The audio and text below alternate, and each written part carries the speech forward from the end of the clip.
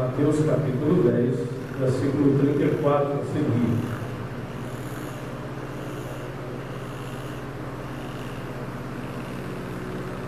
Pode ser contrário, eu digo amém? Está ótimo, viu? Não penseis que vim trazer paz à terra.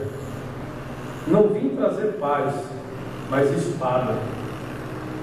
Pois vim causar divisão entre o homem e seu pai, entre a filha e sua mãe, e entre a nora e sua sogra. Assim, os inimigos do homem serão os da sua própria casa. Quem ama seu pai ou a sua mãe mais do que a mim, não é digno de mim. Quem ama seu filho ou a sua filha mais do que a mim, não é digno de mim. E quem não tomar a sua cruz e vem após mim, não é digno de mim. Quem acha a sua vida, perdê-la. Quem, todavia, perde a vida por minha causa, achá-la. Amém? Amém. Glória a Deus. Pai, em nome de Jesus, te louvamos pela tua sacrossanta palavra. Abra o nosso entendimento para compreendermos, ó Deus, e nos dá iluminação para instruirmos a tua igreja e o teu povo. Fala conosco de uma forma sobrenatural. Manifesta a tua presença neste lugar. Para a glória do teu nome, fala conosco. Em nome de Jesus nós te pedimos. Amém.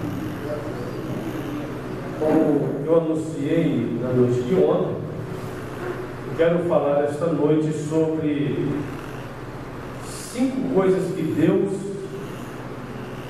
nos dá. 5 coisas que Jesus nos dá, mas nós não queremos. Parece tanto quanto, pelo menos cômico, algo que Jesus quer dar e eu não quero. Às vezes até digo que aceito, mas na prática eu não quero. E eu quero confessar algo aqui para os irmãos, que ontem à noite, quando eu anunciei isso, eu não sabia quais eram essas coisas. Só me veio o tema na mente e eu falei. E aí isso me custou a madrugada quase toda, para saber quais são essas 5 coisas que Jesus quer nos dar e a igreja dos últimos dias redige.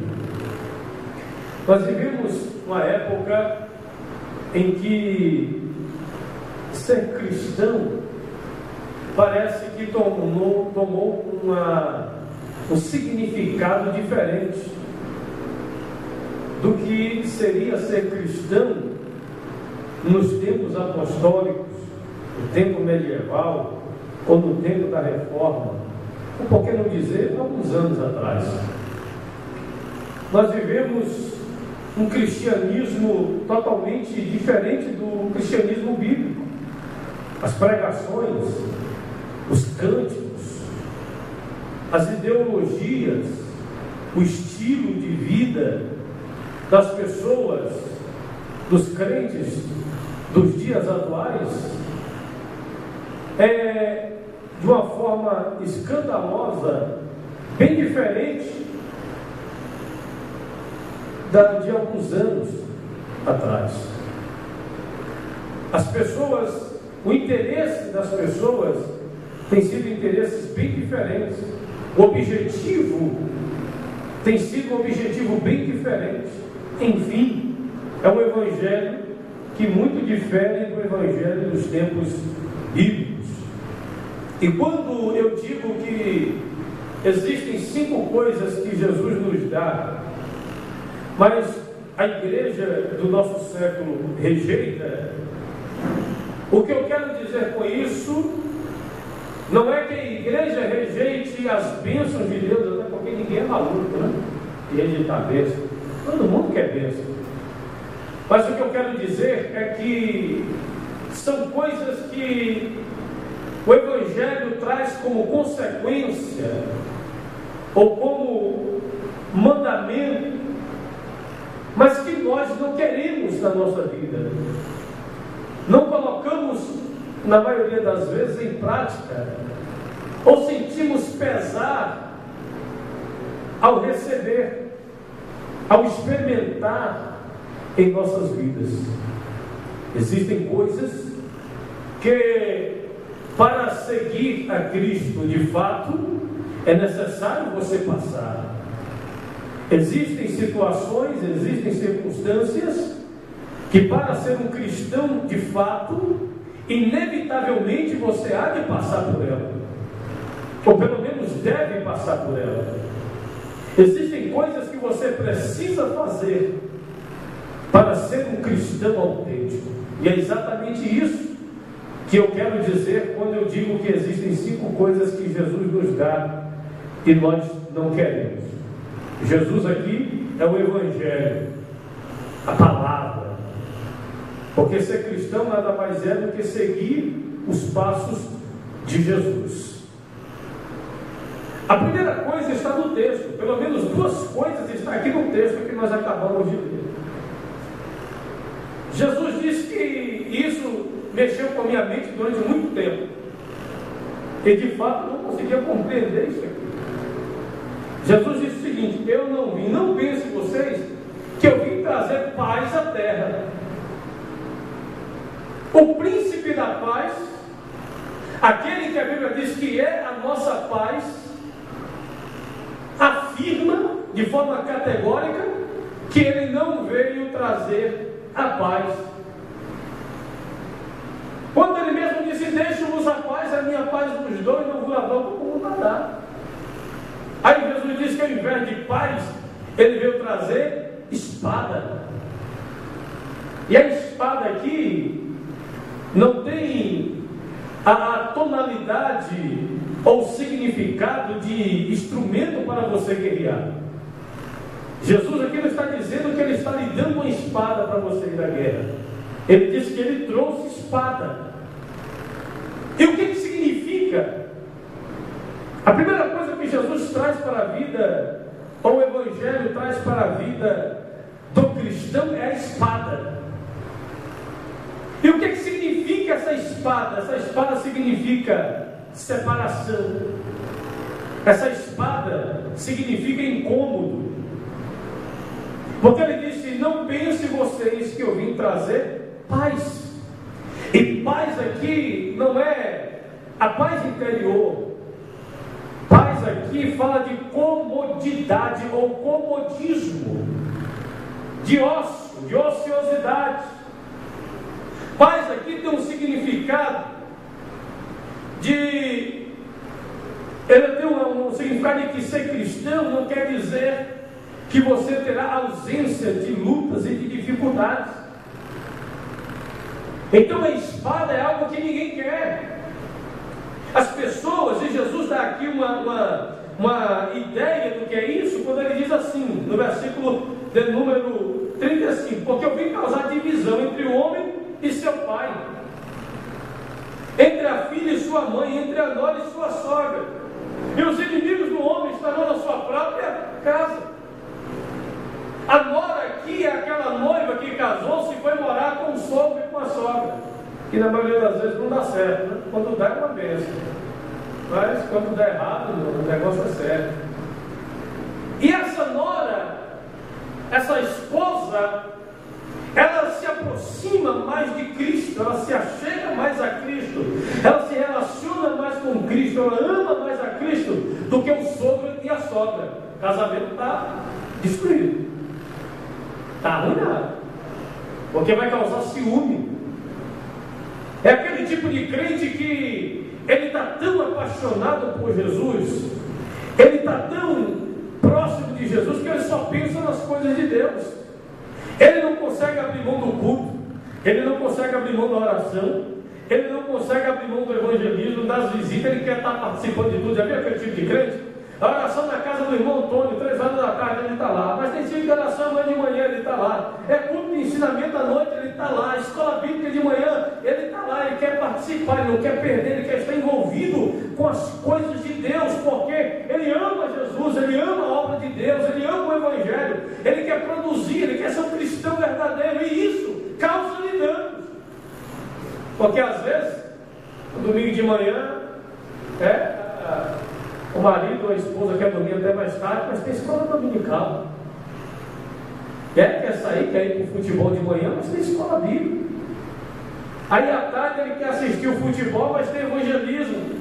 Aí a esposa vem para o evangelismo, mas ele queria que ela ficasse em casa para fazer pipoca para ele.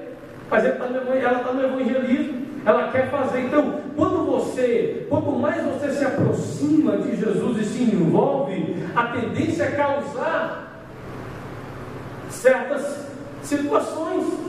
Não são poucos os testemunhos e as histórias de irmãs, eu já contei isso aqui de forma frequente, que vinha para a igreja, mas sabia que quando chegasse em casa iria apanhar do marido incrédulo. O marido chegava bêbado, alcoolizado, e a coitada da irmã tinha que apanhar. Se você conversar com as irmãs que tem mais tempo de evangelho, elas vão dizer, se elas não passaram, conhece alguém que passou, que enfrentou dificuldades por fazer a obra de Deus, por estar na oração, por estar no culto, por ser crente, pelo simples fato de ser crente. Ela enfrenta muitas adversidades dentro do lar, críticas, confronto. Se ela cometer uma falha, por menor que seja, logo joga na cara, mas você não é crente? Como se crente não fosse feito de carne e osso, né? Como se crente não falhasse, não fosse ser humano. Diversas situações que causam incômodo, que causam às vezes tristeza, angústia, lágrimas, dores. E existem situações que vão ao extremo, em que chega uma situação que a pessoa tem que escolher ou Jesus ou o cônjuge, ou Jesus ou o pai e a mãe, ou Jesus e os amigos, ou Jesus ou o emprego. Porque não dá mais para conviver, não dá mais para harmonizar a relação. Então, isso é algo que nos incomoda. Imagine você perder o seu emprego por causa do Evangelho.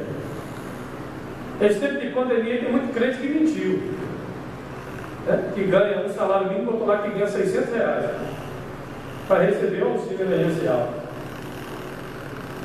Porque ser cristão verdadeiro e não mentir, porque isso é ser cristão verdadeiro, ele não vai usar isso aí, não vai mentir, mas ele vai sofrer o dano, porque não vai receber ajuda, vai passar por dificuldade, vai passar por esse tipo de pandemia por problema.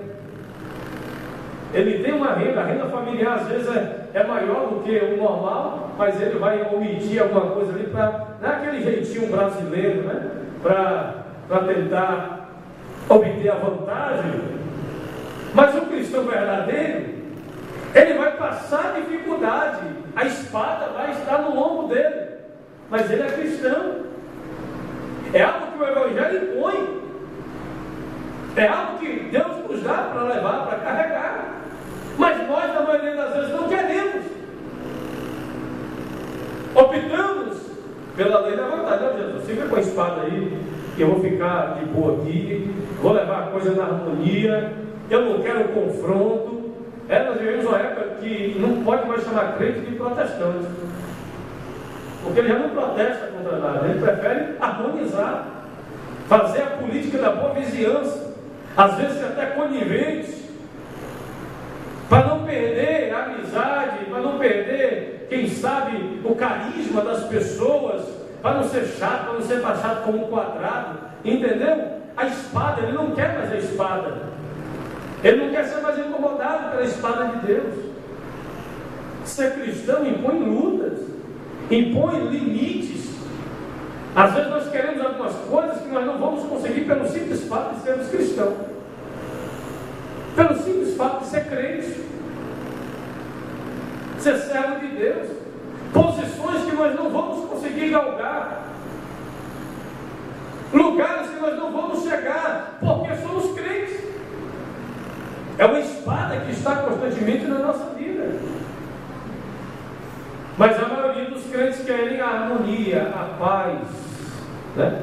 A paz que eu falo, não ser taxado como inconveniente. Jesus muitas vezes foi inconveniente. Muitas vezes Jesus foi mal educado. Tem gente que pensa que Jesus até para pisar no chão não, teve hora que Jesus foi mal educado. Imagina aí, Jesus chega na casa de um fariseu no dia de sábado, já pula logo um hidrópico na porta da casa. Já começou a confusão na chegada. Aí Jesus chega e senta lá e fica olhando. Os convidados chegaram, olha só. Aí os convidados chegaram e começaram a sentar nas primeiras mesas. Jesus falou: por que vocês, ao invés de sentar na primeira mesa, na primeira cadeira, vocês não sentam no final e esperam o dono convidar vocês? Olha que constrangimento que Jesus causou dentro da casa dela, que acaba de ter se arrependido de ter convidado Jesus. Você entendeu? Mas Jesus não queria política de boa vizinhança, não. Jesus nunca quis política de boa vizinhança. Os fariseus vieram assim: nos dá um sinal de Jesus somos uma raça má e incrédula. Aqueles que diziam que eram os mais santos entre o povo, que tomavam até banho antes de entrar em casa, porque julgavam ter sido contaminado com o povo normal lá. Aí Jesus chama de geração má e incrédula. Muitas vezes Jesus era inconveniente, mal educado com ele. Jesus aprendia na lata. Por quê? Porque Jesus não veio trazer paz. Ele não queria harmonia com o hipócrita. Ele não queria harmonia com aqueles que estavam fora do propósito de Deus. Ele veio trazer espada. E nós muitas vezes preferimos andar de mãos dadas do que repreender, do que confrontar, do que ter que abrir mão, do que sofrer as consequências. Porque existe um falso evangelho que diz que ser crente é viver sem lutas, e se esquece que Jesus estava no barco e a tempestade veio do mesmo jeito. Então essa é a ideia do que Jesus está falando. Quando nós estamos diante dessa situação, vem um grande dilema: a quem preferir? Aceitar. O que nós precisamos? O que nós preferimos? Jesus ou a aceitação dos amigos, dos parentes, da sociedade? Vem um dilema. O que nós precisamos? O que nós vamos escolher? Jesus ou as riquezas deste mundo? Porque quando eu falo riqueza deste mundo, eu faço a diferença de riqueza. Porque a riqueza deste mundo é uma riqueza ilícita, por meios escusos, pelo jeitinho. Porque riqueza é bênção de Deus, é dom de Deus adquirir riqueza. Mas existe a riqueza mundana, a riqueza deste mundo, que é fruto de ilicitudes, de coisa errada, de fraudes. E às vezes nós precisamos escolher. Tem um irmão lá da minha região, que ele passou no concurso da Polícia Rodoviária Federal. Só que ele era crente, criado na igreja. E aí, onde ele foi trabalhar tinha um problema, que eles tinham uma mania de fazer blitz para pegar propina, e ele não aceitava. E foi passando o tempo, ele não concordava, e aí alguém chamou e disse: rapaz, você é muito direito para estar aqui no nosso meio.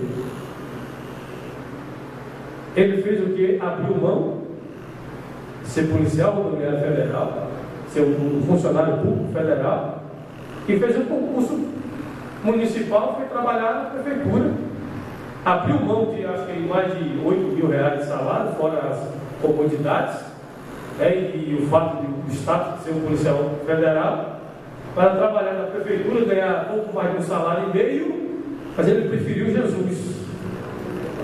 E muitas vezes nós somos, eu já contei aqui a história do camarada que foi para fazer uma entrevista de emprego, numa empresa de valores. E aí o rapaz disse: eu estou vendo aqui no seu currículo que você é crente. Ô rapaz. Aí ele falou: não, eu sou crente, não, eu vou na igreja assim, uns domingos, de vez em quando, eu não sou membro, não. Ele é mesmo? Eu falei: rapaz, estava até alegre que eu vi aqui que você era crente, porque o cargo que nós temos aqui é de grande responsabilidade e mexe com altos valores. E quando eu vi que você era crente, eu também sou, eu pensei até em te contratar, mas como você não é só frequenta a igreja domingo de vez em quando, infelizmente. Ele disse: não, eu sou membro, eu nasci na igreja. Eu falei: não, você negociou Jesus, vai negar a nossa empresa também. Eu não posso confiar em você. Então existe esse dilema, às vezes nós temos que confiar. Eu lembro-me que uma vez me convidaram para um negócio, e um negócio naquela época relativamente alto, Na verdade, eu nunca vi tanta sigla na minha vida, nem pensei em jamais ver, nem a minha família toda junta tinha visto aquele tanto de dinheiro. E aí eu fui, na melhor das boas vontades. Quando eu cheguei lá, eu descobri que aquele dinheiro, a origem dele não era. Aí eu fiquei naquele dilema lá: vou mudar a minha vida, que na época eu estava vendendo um almoço para comprar janta. Eu falei: vai mudar a minha vida, nunca mais eu vou ter a mesma vida, mas eu sou crente. E agora? E aí eu tive que abrir mão daquele montante que poderia mudar a minha vida econômica, mas eu preferi Jesus do que aquele montante.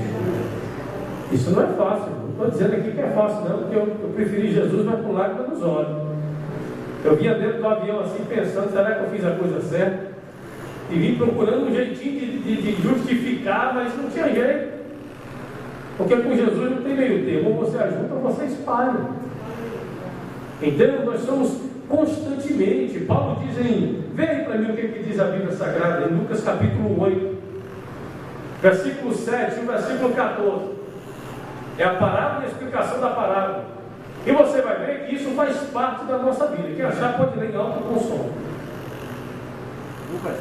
Lucas 8, verso 7. Outro, depois do verso 7, alguém lê o verso 14. Outra parte caiu no meio dos espinhos, mas estes crescendo com ela a sufocaram. Versículo 14, alguém lê? Versículo 14, 8 e 14. A parte que caiu entre os espinhos são os que ouviram e seguiram seu caminho, são sufocados pelas preocupações, riquezas e prazeres desta vida, e não dão fruto que chegue a amadurecer. Está entendendo, irmão? A pessoa recebe o Evangelho, recebe Jesus, só que esse Evangelho que ele recebe oferece para ele uma espada. Fala, oferece uma espada na vida dele. Só que ele está em busca de riquezas, ele está em busca, o alvo da vida dele é riquezas, as coisas dessa vida, as comodidades dessa vida. E quando ele persiste em escolher tais coisas, essas coisas sufocam o Evangelho. A espada às vezes é retirada, mas ele também já não tem mais o Jesus, já não tem mais o Evangelho. Foi sufocada a palavra, não produziu fruto, não tornou ele uma pessoa melhor, não transformou o caráter, não salvou definitivamente. Por quê? Porque ele preferiu a comodidade, ele preferiu os prazeres da vida, ele sempre esteve preocupado com as coisas da vida. Então, irmão, a primeira coisa que o Evangelho nos dá é a espada. A segunda coisa que Jesus nos dá, e nós não queremos, a cruz. Ninguém quer saber de cruz, né? As pessoas querem saber de vitória, bênção, né? Os cristãos do século XXI estão em busca, eles buscam o CPF de Deus e não a identidade. Eles procuram aquilo que Deus pode dar. É uma cura, é um carro novo, é a solução do problema conjugal, é tanta coisa que acontece. As pessoas vêm em busca, aí dizem assim: eu vou buscar Deus, mas na verdade elas não vêm buscar Deus, elas vêm buscar as mãos de Deus, elas não vêm buscar a face, elas vêm buscar os benefícios, aquilo que Deus pode fazer, e isso ofende a Deus. Já pensou, Marcelo, alguém que só é seu amigo por interesse, por aquilo que você pode oferecer? Alguém que só se aproxima de você para poder tirar o que você tem? Quem quer um amigo desse? Quem quer uma pessoa dessa na vida dela? E às vezes nós agimos da mesma forma com Deus, não é? Tem gente que só busca a Deus quando o trem está arrochado, quando falta comida, quando falta saúde, quando falta dinheiro. Na bonança, vai no culto quando quer, né? Ora quando quer, aí Deus permite. Aí tem as tarraxas vão sendo apertadas, aí você vê o nego chorar, gemer, pedir oração. Daqui a pouco ele está orando, chorando, gemendo, né? Até ficar crente. Mas por causa da necessidade, as pessoas querem os benefícios, mas não querem a cruz. Porque a cruz, carregar a cruz não é fácil. Carregar a cruz não é fácil. foi. O texto que nós lemos. Olha o que Jesus disse. Eu gosto desse versículo 38. E quem não tomar a sua cruz e vem após mim, não é digno de mim. Isso quer dizer que a cruz e o cristianismo é desassociável. Ou não é, né? Desassociável. Não pode desassociar, separar, divorciar, ter distância. Não existe evangelho sem cruz, em outras palavras. Não tem como ser cristão e não carregar a cruz. E o que a cruz significa? Significa matar o próprio ego. Matar você próprio, a sua própria vontade, e viver tão somente para Cristo, ao ponto de sofrer as consequências.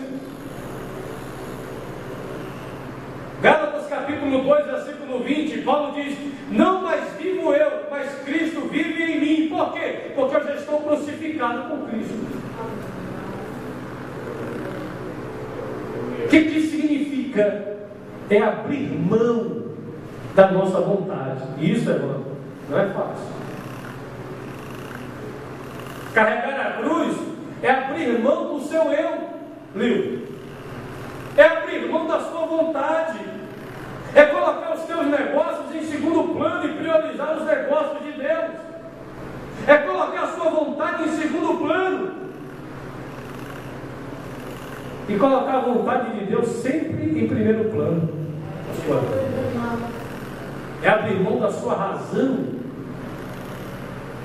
para que o nome de Jesus seja glorificado. Isso é carregar a cruz. Aleluia. É uma rendição, na verdade. Bom, já viu o que é render? Já viu uma ação policial que o cara vai, corre com uma cerca e a polícia vai no encalço e pega e vai, daqui a pouco aborda, né? Dá um golpe de arte marcial, joga o cara no chão, pisa nas costas, bota a algema com as mãos para trás e ele está rendido. Ou seja, ele não tem como escapar. A cruz não tinha escapatória. Como escapar da cruz? Cara? Preso nos cravos, amarrado com cordas, pendurado. Como escapar da cruz? Não há como escapar da cruz. Por isso que a cruz era temível. E Deus continua nos dando a cruz. Rendimento, se render ao senhorio de Cristo. É uma rendição em amor que é maior. E aqui não é se render pela violência, mas se render por amor. Se render por amor. Um amor maior do que a afeição familiar. O amor que faz você até perder o amor de pai e mãe. Mas não abrir mão de Jesus do Evangelho. O amor que vai fazer você abrir mão dos seus desejos, da sua vontade. Eu gosto muito do testemunho do missionário R.R. Soares. O sonho dele era ser médico. E ele estava no aeroporto para embarcar para estudar na Rússia. E quando ele estava ali no aeroporto para embarcar, o Espírito de Deus, e ele abriu mão de fazer medicina na Rússia para ser pregador do Evangelho. E Deus cumpriu a sua palavra. Do que através da medicina que ele poderia exercer. Mas o amor, a rendição, foi maior do que o desejo. O desejo dele era ser médico. Mas ele abriu mão para fazer a obra de Deus. E quantas vezes nós abrimos mão da obra de Deus para fazer a nossa vontade? Quantas vezes nós abrimos mão do chamado de Deus para investirmos em outros projetos? Quantas vezes nós abrimos mão da missão que nos foi confiada por Deus para não sermos criticados, para não sermos perseguidos, para vivermos um pouco mais à vontade? Não queremos carregar a cruz. Queremos as bênçãos, queremos Jesus, mas não queremos a cruz. E isso é impossível.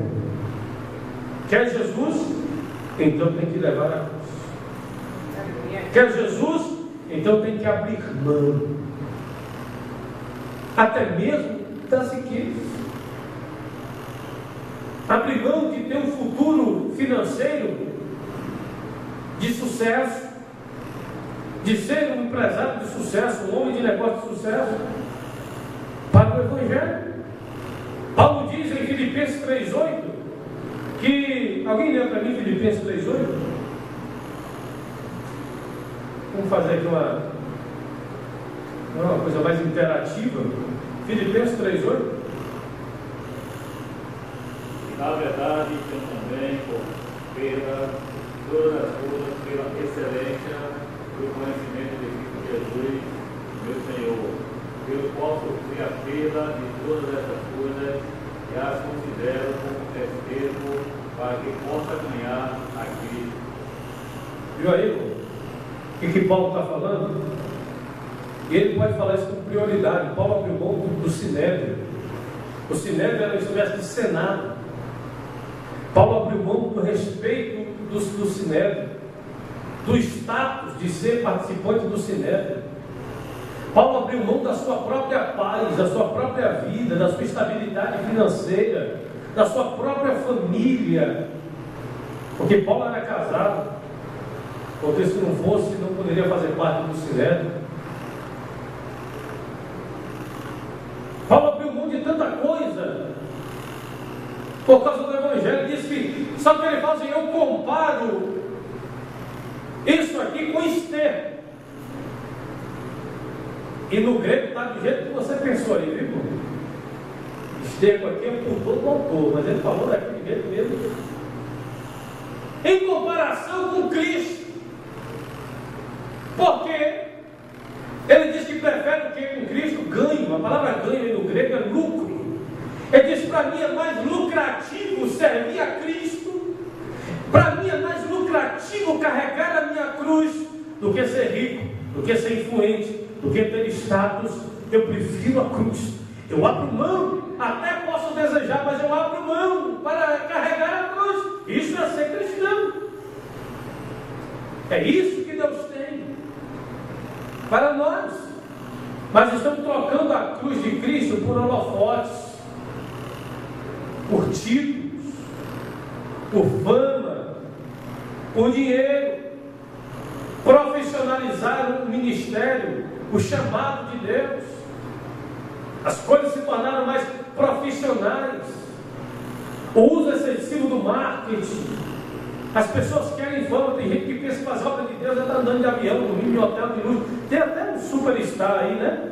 Que se dizem, né? Pregadores do Evangelho, mas que são verdadeiras estrelas, né? Tem uns caras que até segurança você tem que pagar. Um dia eu convidei um cantor que ele pediu 100 toalha branca e 100 todinho.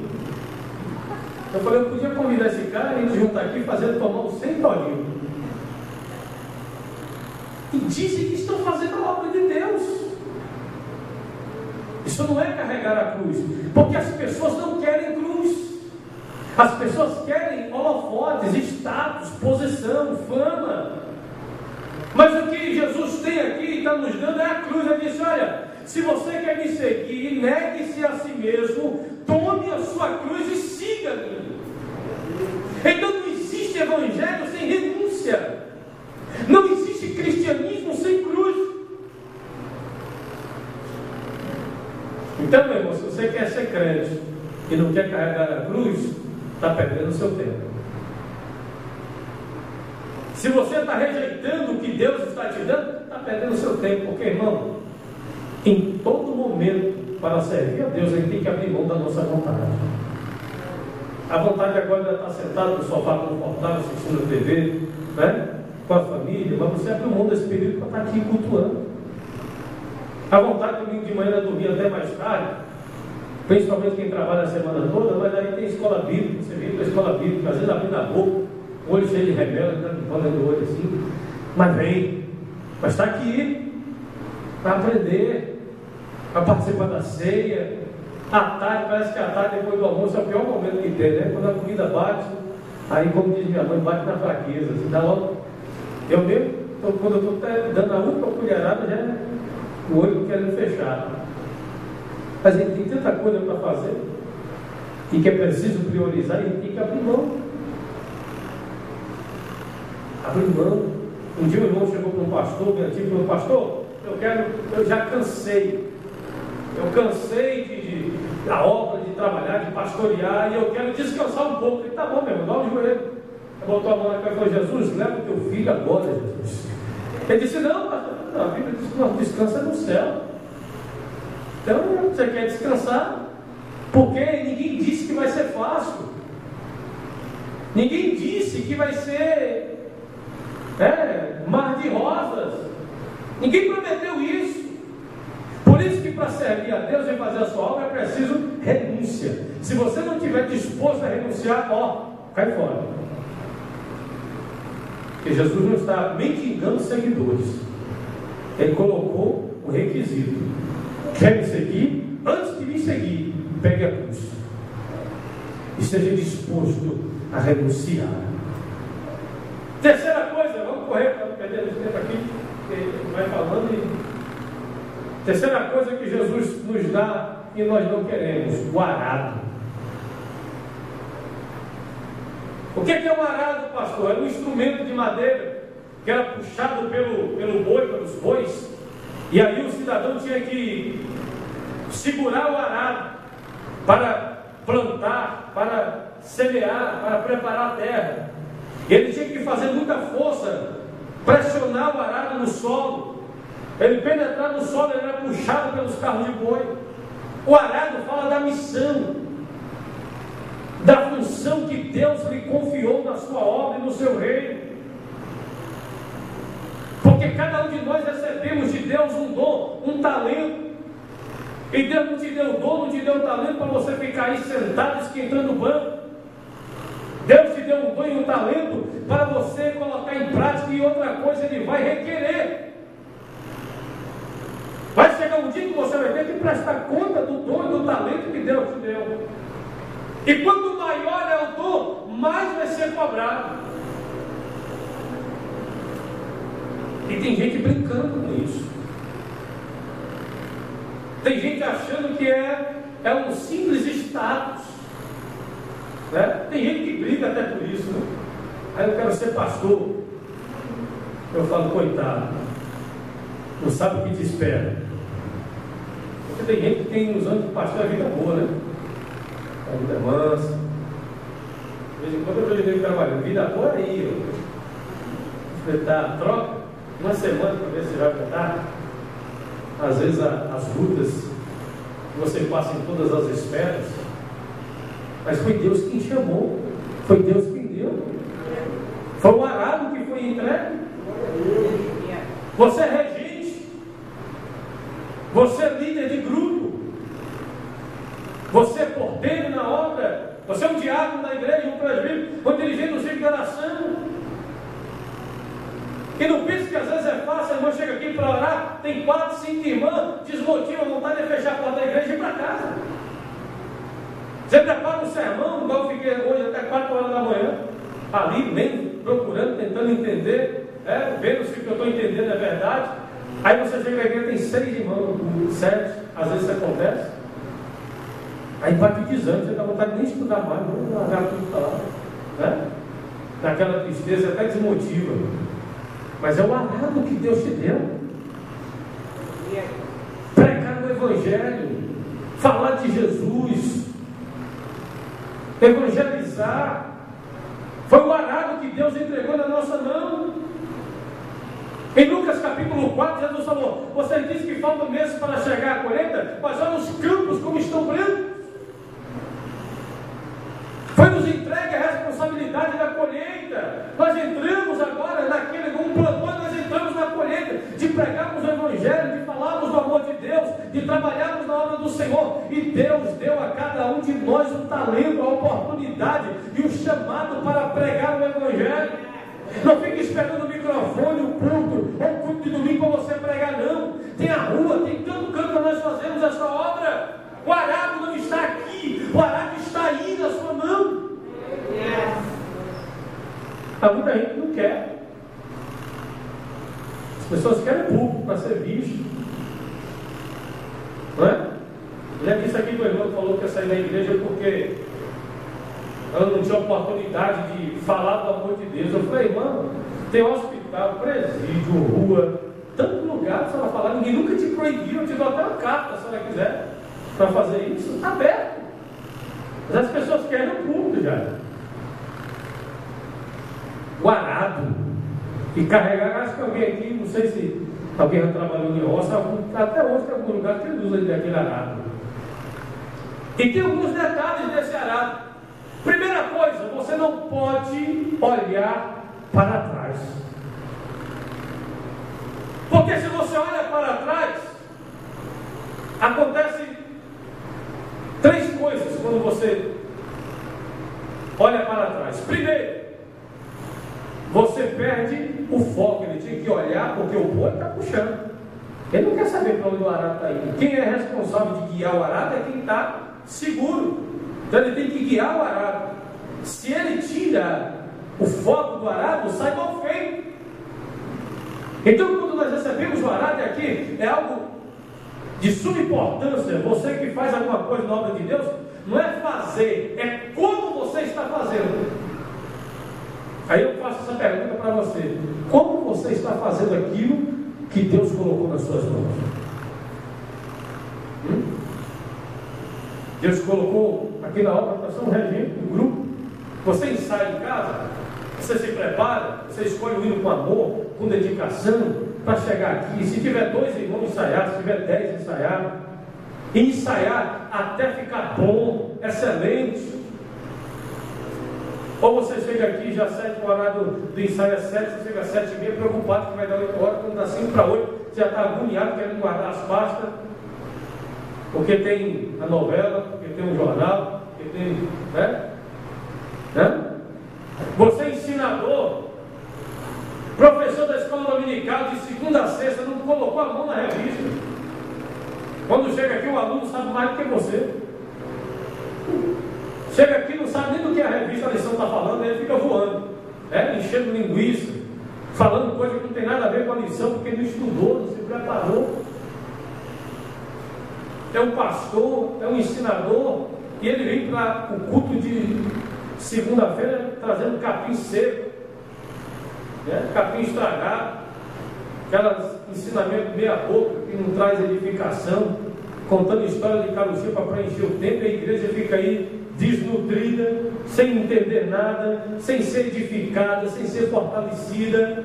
Paulo disse que o nosso chamado é ensino, que haja dedicação ao ensino. A Bíblia diz: maldito aquele que faz a obra de Deus relaxadamente. Então, se Deus te entregou a responsabilidade, seja ela qual for, se é para limpar a igreja, limpe como se fosse a sua. Não, se fosse a sua casa, não, como sei como é que você em casa. Mas limpe como se fosse para o seu patrão. Porque se você fizer mal feito, ele bota você para fazer de novo. Tem que estar limpinho. Às vezes, o pastor chega na igreja e passa o dedo assim, são meio quilo de terra. O dedo, a igreja é suja. Às vezes, o diácono chega na igreja, aí abre só as portas, liga a luz, ele não vê se tem alguma coisa errada no banheiro, se o ventilador não está ligado, se o bebedouro está ligado para quando os irmãos chegar, está tudo água geladinha, não é? Porque isso aqui, irmão, não é. Os irmãos estão querendo demais, não, você é escravo. Diácono significa isso, escravo. Se não quer, abre mão, entrega, mas não faça relaxado. É melhor do que você fazer de forma relaxada, porque quando você faz de forma relaxada, você traz maldição para a sua vida. Jeremias 48:10: maldito aquele que faz a obra de Deus relaxadamente. Então, se é para fazer, faça com dedicação. Segundo, quando você olha para trás, você vê o muito que fez. Sabe aquele irmão? Eu já fiz muito, pai. Eu já preguei muito. Eu estou descansando porque eu já ajudei muito, já trabalhei muito. Igreja não tem tempo de serviço, não. Não tem férias, por tempo de serviço, não. Aquelas pessoas, sabem, que já não trabalham mais porque acham que já fez muito pela obra. Olha para trás e já vê que fez tanta coisa e agora ele quer descansar. Outra coisa, olha para frente e vê o tanto que ainda é preciso fazer em causa de exame. Cara, aquele irmão que você está insistindo para discipular, para ensinar, mas ele não entra no eixo, ele não aprende. Aí você tem vontade de abrir mão dele, vai ser, não tem jeito não. Eu conheço um pastor que desviou 22 vezes antes de ser pastor. Ele vinha crente lá de São Paulo, crente no fogo. Aí quando ele descia uma ladeira perto de Conquista, uma ladeira de uma sala, ele vinha crente porque tinha medo da ladeira, né? Como muita gente tem, que é muito grande assim. Aí quando descia a ladeira, ele já estava meio assim, meio pé da igreja, pé do mundo. Quando ele chegava na cidade de Itororó, já chegava desviado. Aí estava indo para a festa da Casa do Sol, né? Isso foi por muitas vezes, ele ficava na igreja e fora, na igreja, as pessoas abriram mão, alguns abriram mão, mas outros insistiram com ele. Resultado, mas ele é pastor. Entrou no eixo, deu trabalho, mas aprendeu, mas se converteu, foi discipulado, é servo de Deus. Sabe, aquilo que você vem insistindo, é um culto que você vem aqui, aí só tem 4, 5 irmãos, e você na outra semana vem, e você parece que fala com os irmãos, vem, parece que entra no ouvido, sai no outro, ou está fazendo de pirraça, não vem de pirraça, e você dá vontade de entregar, mas que coisa mão-larada, não pode abrir mão, tem que estar aqui com uma multidão, né? Multidão, 3 irmãos, ou com várias pessoas da igreja, mas está ali, constante, firme, né? Sempre ali. Porque você foi chamado com a responsabilidade que Deus te entregou. Então nós temos a responsabilidade de pregar o Evangelho, de sermos semeadores do Evangelho. Lucas 8:5, Jesus falou que o semeador saiu a semear. Ele não saiu a manipular a semente. O problema é que tem muita gente manipulando a semente, querendo enfeitar o pavão. Né? Ele não prega o Evangelho, ele prega várias coisas, menos o Evangelho. A mensagem da introdução e da conclusão não fala nem de Jesus, não fala nem da cruz, não fala nem do céu. Isso não é Evangelho. Evangelho que não fala da cruz, que não fala da morte de Jesus, que não fala do céu, não é Evangelho. Evangelho é Jesus salva, Jesus cura, batismo com o Espírito Santo e em breve voltará. As 4 pilares. Os 4 pilares do Evangelho. A mensagem precisa desses pilares. Aí sim você está pregando o Evangelho. Só que nós só semeamos. Não é a minha intelectualidade, não é a minha eloquência, não é o meu poder de persuadir, de convencimento que vai convencer a pessoa. Eu apenas sou um semeador, eu apenas jogo a semente, eu apenas falo, mas é o Espírito Santo que convence. Por isso você pode até falar para riba, para baixo, para o monte, entendeu? Não tem problema não. Quando você fala de Jesus, o Espírito Santo convence. Você não precisa ser um PhD ou intelectual para ser um pregador, um semeador do Evangelho. Basta abrir a sua boca e falar. Está escrito: abre a tua boca e eu encherei. Você fala de Jesus na sua limitação, e o Espírito Santo convence o maior dos intelectuais de que aquilo é verdade e o resultado disso é salvação. Agora, como que nós devemos semear? A todos. Olha que o semeador não semeou a semente só na terra boa, não. Ele saiu jogando a semente e ela foi caindo. Marcos 16:15, ir por todo mundo e pregar o Evangelho a toda criatura. Não importa o que ele seja, ou raça, religião, não importa, ele vai aceitar, não vai aceitar, ele gosta, não gosta. Nós temos que pregar o Evangelho a toda criatura. Isso é colocar a mão no arado. É não abrir mão do arado. Pregar o Evangelho. Segundo, em toda a trajetória. Mateus 28:20 está escrito assim: ide, fazei discípulos de todas as nações. A palavra ide aqui, no grego, no original, está no gerúndio, está de forma gerúndia. Está assim: indo, fazei discípulos. Não é apenas uma ordem para ir, diz indo, ou seja, por onde você passar, fale de Jesus. Fale de Jesus no seu trabalho, fale de Jesus na escola, fale de Jesus no ônibus, fale de Jesus na rua, fale de Jesus em casa, no velório, no casamento, no aniversário, aonde você for internado no hospital, fale de Jesus. Eu me lembrei aqui do pastor Amado. que Deus disse para ele assim: eu vou te levar para um lugar onde os meus apóstolos foram e sofreram muito. Aí ele pensou: Roma. Sabe o que aconteceu? Fizeram um retrato falado de um criminoso no estado do Goiás. E, aliás, no estado de São Paulo. Ele estava no Goiás pregando. O nome dele era Amado José da Silva. E o nome do camarada era Amado José da Silva também. O nome da mãe do camarada só tinha um nome diferente da mãe dele. E o retrato falado era parecido. Aí você viu o que dá, né? Imagine isso aí há 30 anos atrás, que não tinha a tecnologia de hoje. Cadeia. Amado foi parado no Carandiru por 2 anos preso, sem dever. Muita gente criticando. Mas sabe o que aconteceu? Quando ele saiu da cadeia, havia ganhado mais de 600 almas para Jesus dentro do presídio. Porque cristão é assim: onde ele vai dar fruto. Pode colocar Paulo e Silas na prisão, trancado para morrer, com fezes até a cintura e urina até a cintura. À meia-noite ele estava murmurando e questionando com Deus. Paulo e Silas cantavam e oravam na prisão, e os outros presos ouviam. Aleluia! Bendito seja o nome do Senhor. Porque ser cristão, irmão, você não pode abrir mão do arado.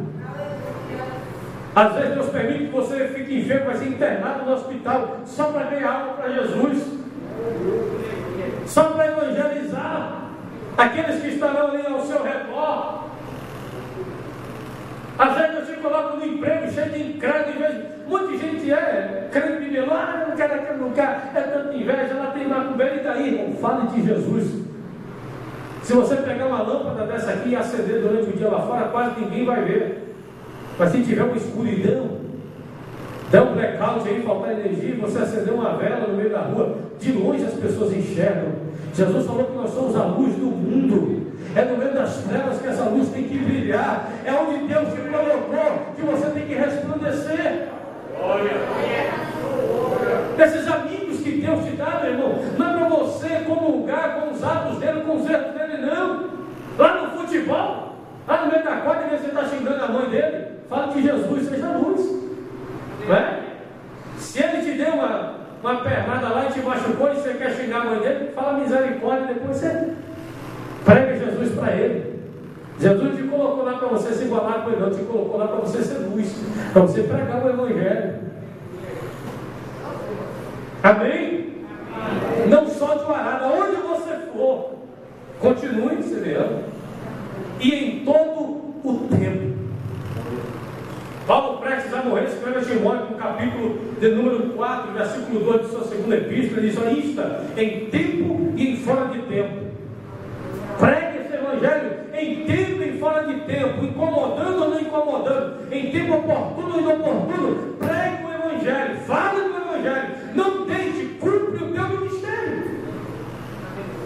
Então precisamos falar continuamente e sem cessar. Quarta coisa que Jesus nos dá, que o Evangelho nos dá, e que muitas vezes nós rejeitamos: a maca. Pastor, a maca? É.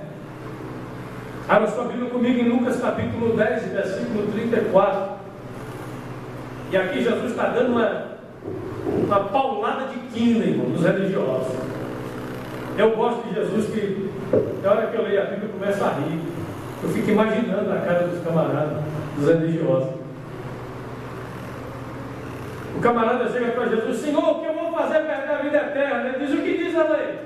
A lei diz para eu amar Deus sobre todas as coisas, cumprir os mandamentos, o próximo como a mim mesmo. Jesus falou: então vai lá, faça. Aí ele falou: a ele quis se justificar.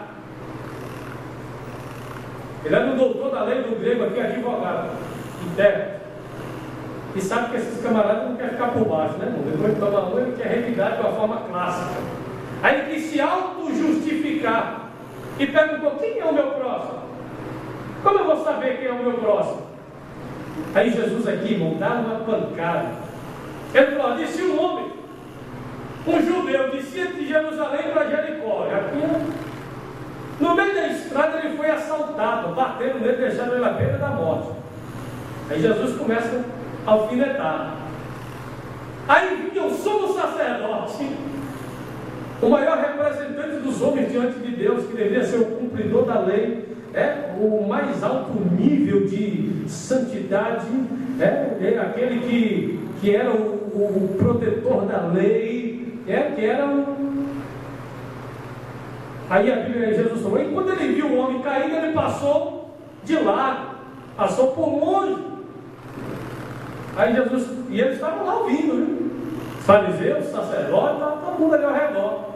E Jesus só batendo assim de jeito, mas com força. Aí veio o levita. O levita é aquele que está intrinsecamente ligado ao serviço do templo. Era quem cuidava do culto, quem preparava o culto. Quando ele viu aquele homem, passou de lado. Aí nesse mesmo caminho veio um samaritano. Ô irmão, quando Jesus falou isso, acho que os caras até se arrepiaram na hora. Jesus colocou dentro da ferida, porque o samaritano para eles era escória.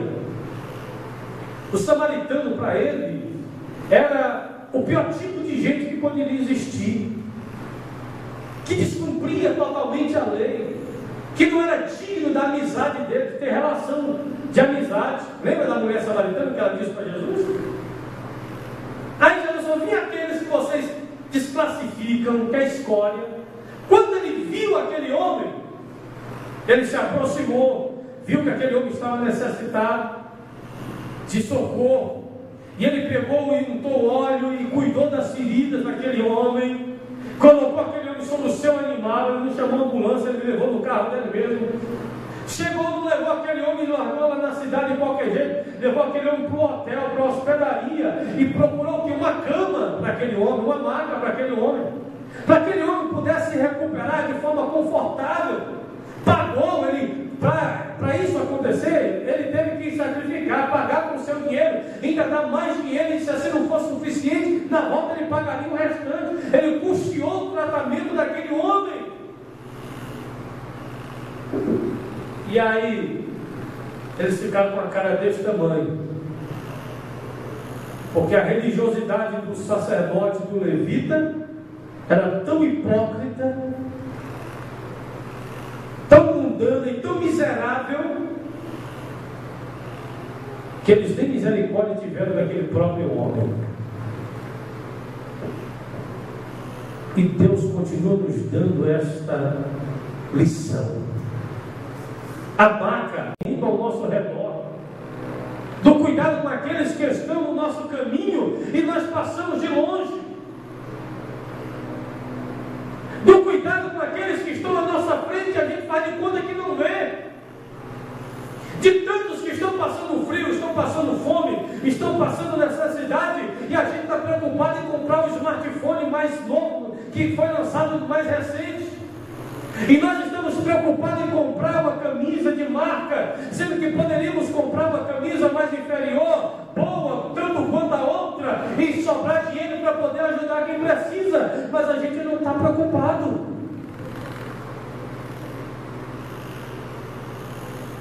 Que a gente doa para o bazar da igreja a camisa que não serve nem para passar pano no chão, rasgado debaixo do braço, faltando um pedaço, sapato furado embaixo. A gente doa uma geladeira que está, se a pessoa pegar assim, se não pegar de jeito, é capaz de pegar tétano, tanto ferrugem. Aí você não quer ajudar, você quer tirar o lixo da sua casa. Se nós devemos amar o próximo como a nós mesmos, quem aqui vai na rua, vai na loja comprar roupa rasgada? Quem aqui vai na loja comprar uma geladeira enferrujada? Se está enferrujada, não presta, não joga no lixo. Jesus vai te dar a condição de comprar outra. Se você vai doar, doa alguma coisa que serve para ser usado. Quando chega na época da cesta, ainda bem que aqui, ainda bem os irmãos são generosos, mas tem lugar que você vai fazer cesta básica, parece que o povo come só sal e fubá. Dá vontade de perguntar, irmão, na sua casa você só come sal e fubá? Então, irmãos, Jesus está falando de cuidado. Esse homem cuidou, e cuidou até o fim. A igreja, o cristão, ele tem essa obrigação de ter a maca, de carregar a maca. maca, de ajudar quem precisa. Eu não estou falando aqui de ocioso, eu estou falando de necessitado, alguém que por um motivo real não tem condições, que nesse momento a barriga está roncando, porque não comeu, não tomou café de manhã, não almoçou e não jantou. E às vezes você pensa que está longe, está do lado da sua casa, ou está aqui na igreja. A gente não sabe. Pais que estão perdendo a noite acordados porque não tem o que dar de comer ao seu filho. E nós fazemos vista grossa, parece que não é aí. E os cristãos dos nossos dias fazem vista grossa. Eu vejo que nós estamos numa época de pandemia, muitas pessoas passando fome, e eu vi poucas igrejas e artistas do mundo gospel se mobilizar para levantar a cesta básica, para ajudar essas pessoas. Pelo número de evangélicos que nós temos, pelo número de cristãos que nós temos, a capacidade de ação é muito maior. É muito maior. Mas a maioria não quer carregar a maca. A maioria não quer carregar a maca. Jesus falou: estive preso e não me visitaste, estive nu e não me vestiste, tive fome e não me alimentaste. E alguém vai dizer: Senhor, quando que foi isso? Quando que nós te vimos? Ou quando vocês deixaram de fazer essas coisas, além desses pequeninos. Quinta coisa que Deus nos dá e nós não queremos. Tiago 1,23, depois você lê em casa. Espelho. Porque no espelho, irmão, você vê a sua cara, quem realmente você é. No espelho você não vê a vida de A, de B, de C. Não, você vê a sua cara. O espelho é a carapuça, é tirar a máscara. O espelho fala de ser confrontado. Ninguém quer ser confrontado. As pessoas querem tapear a situação. E essa palavra aqui hoje é um espelho para nós. Arranca a nossa máscara. Porque eu tenho certeza que se alguém aqui não está enquadrado em todos, pelo menos em algum está enquadrado. Porque Deus não está brincando de igreja, nem eu de ser pastor. E se Deus, o Espírito do Santo trouxe essa palavra, é porque a gente precisa ouvir. Então isso é um espelho para a nossa vida. E se a carapuça pegou, faça bom proveito dela, viu, irmão? Leve para casa e lá você vai meditar e dizer assim: eu preciso melhorar. Amém? Que Deus nos abençoe em nome de Jesus. Que o Senhor nos ajude a sermos cristãos verdadeiros. Cubra a sua cabeça, eu vou orar. Deus, em nome de Jesus, nós te louvamos pela tua palavra, te louvamos, meu Deus, pela alegria da tua presença. Ó Deus, e sabemos que o Senhor repreende aqueles a quem o Senhor ama, e sabemos que essa palavra é uma prova inconfundível e incontestável do teu amor. Ó Deus querido, e até abençoa os teus filhos e aqueles que não puderam estar, e aqueles que vão assistir, Senhor, o vídeo desta mensagem. Que sejamos confrontados, Senhor. Ó Deus, e que sejamos transformados pelo poder da tua palavra. É o que nós pedimos, meu Deus, em nome de Jesus. Amém. Glória a Deus. Deus nos abençoe em nome de Jesus.